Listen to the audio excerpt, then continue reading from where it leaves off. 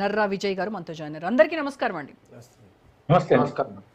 Right అండి, ముందుగా నగేష్ గారితో మాట్లాడదాం. నగేష్ గారు, ఏం జరుగుతోంది? ఎందుకు బీఆర్ఎస్ ఆరోపిస్తున్నట్టుగా గత బీఆర్ఎస్ ప్రభుత్వ హయాంలో తెలంగాణ గోదావరి ప్రాజెక్టులకు దక్కినటువంటి అనుమతులను మళ్ళీ సమీక్షించాలి, వాటిని రద్దు చేయాలి అని ఏపీ ప్రభుత్వం ఏదైతే ప్రతిపాదించిందో దానికి సానుకూలంగా జీఆర్ఎంబీ కూడా అడుగులు వేస్తున్నటువంటి క్రమంలో ప్రభుత్వం ఎందుకు మౌనంగా ఉంది? ఇది ఈ మౌనం వెనక వ్యూహం ఏంటి?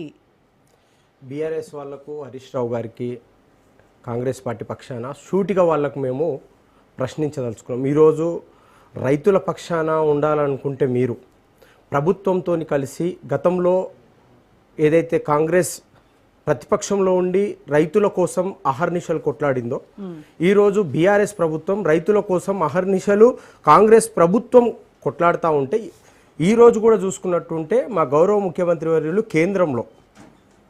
కేంద్రంలో ఉన్న నాయకులందరితో కూడా అహర్నిశలు రైతులకు కానీ, అదేవిధంగా కర్షకులకు, కార్మికులకు కావాల్సిందిగా, అదేవిధంగా రేపు నీటి ఎద్దడి ఉంటే ఏ విధంగా ఎదుర్కోవాలని చెప్పేసి అహర్నిశలు ఈరోజు రాష్ట్రంలో జరుగుతున్న రైతులకు ఏదైతే న్యాయం ఉందో బీఆర్ఎస్ హయాంలో ఇంతకుముందు కూడా హరీష్ రావు గారు ప్రెస్ మీట్ పెట్టి ఇష్టం ఉన్నట్టు ప్రభుత్వానికి ఇష్టం ఉన్నట్టు వ్యతిరేకంగా మాట్లాడుతూ ఉన్నారు.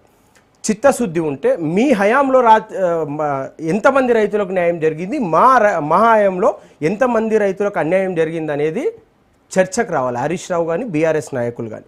చిత్తశుద్ధి లేకుండా ఏదో కాళేశ్వరం పేరు మీద కాళేశ్వరంని అలా కూలేశ్వరంగా మార్చింది ఈ బీఆర్ఎస్ నాయకులు. మాట్లాడదాం, కాళేశ్వరం గురించి కూడా మాట్లాడదాం. ముందు నేను అడిగిన దానికి జీఆర్ఎంబీ సంబంధించి మీ ఏపీ ప్రభుత్వం చేస్తున్నటువంటి ప్రతిపాదనలకు ఎందుకు మీరు వ్యతిరేకించట్లేదు? ఎందుకు మౌనంగా ఉంటున్నారు? ఎవరన్నారు మేడం? బీఆర్ఎస్ నాయకులు అనుకుంటే ఏం చేసింది కాంగ్రెస్ ప్రభుత్వం చెప్పండి. కాంగ్రెస్ ప్రభుత్వం వచ్చిన తర్వాత ఈ రోజు మనం తీసుకున్నట్టుంటే రైతులకు ఎక్కడ ఇబ్బంది జరిగింది, హరీష్ రావు గారికి మేము అదే అడుగుతున్నాం కదా, ఎక్కడ ఇబ్బంది జరిగింది అనేది 1 to 1 కూర్చుంటే తెలుస్తుంది. మేము ఆంధ్రప్రదేశ్ వాళ్ళకా, కర్ణాటక వాళ్ళకా, అదేవిధంగా మహారాష్ట్ర వాళ్ళకా ఎవరికి భయపడవలసిన అవసరం, ఎవరికి ఏం చేయవలసిన అవసరం కాంగ్రెస్ పార్టీకి లేదు.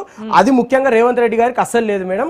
రేపు అక్కడ ఆంధ్రప్రదేశ్ ప్రభుత్వంలో చంద్రబాబు నాయుడు ఉన్నా సరే, ఇంకెవరు ఉన్నా సరే, ఖచ్చితంగా తెలంగాణ రైతులను కాపాడుకోవడానికి తెలంగాణలో ఎవరైతే సాగునీటి కానీ, అదేవిధంగా తాగునీటి కోసం కానీ ఎవరి గురించి కూడా కొట్లాడాలన్నా కానీ కూడా అది కాంగ్రెస్ పార్టీకే చిత్తశుద్ధితో పనిచేస్తూ ఉంటుంది మేడం. బీఆర్ఎస్ నాయకులకు ఇప్పుడు సమాధానం చెప్పవలసిన అవసరం లేదు. ఎందుకంటే గతంలో వాళ్ళకు ఇదే హరీష్ రావు గారు, ఇదే కేసీఆర్ గారు వరేసుకుంటే ఉరి అని చెప్పిండ్రు. మరి ఇలా మేము ఏ రకంగా నేను వాళ్ళ కోసం మాట్లాడవలసిన అవసరం ఉంది? ఇలా వాళ్ళు ఈరోజు తలెత్తుకొని మాట్లాడి స్టూడియోలో ముందుకు వచ్చి రైతులను రెచ్చగొట్టే విధంగా ఏదో మాట్లాడితే మాత్రం ఖచ్చితంగా ఊరుకునేది లేదు. కాంగ్రెస్ పక్షాన మేము చెప్తా ఉన్నాం, రేపు రాబోయే రోజులలో అసెంబ్లీ సెషన్ ఉంటుంది. హరీష్ రావు గారు దమ్ము ధైర్యం ఉంటే రైతుల గురించి గలమెత్తి, ఒకవేళ మేము తప్పు చేసి ఉంటే రేపు అసెంబ్లీ సెషన్లో ఖచ్చితంగా హరీష్ రావు గారు మాట్లాడవలసిందిగా మీ ద్వారా వారికి తెలియజేస్తా ఉన్నాం. Okay, right. బీఆర్ఎస్ నాయకులతో మాట్లాడదాం. సో రాకేష్ కుమార్ గారు, ఈ బీఆర్ఎస్ నాయకులకు మాట్లాడేటువంటి నైతిక అర్హత లేదు అని కాంగ్రెస్ నాయకులు అంటూ ఉన్నారు. దీనిపైన మీ సమాధానం వినే ముందు డిబేట్లో ఒక షార్ట్ బ్రేక్ తీసుకుని వద్దాం. Stay tune.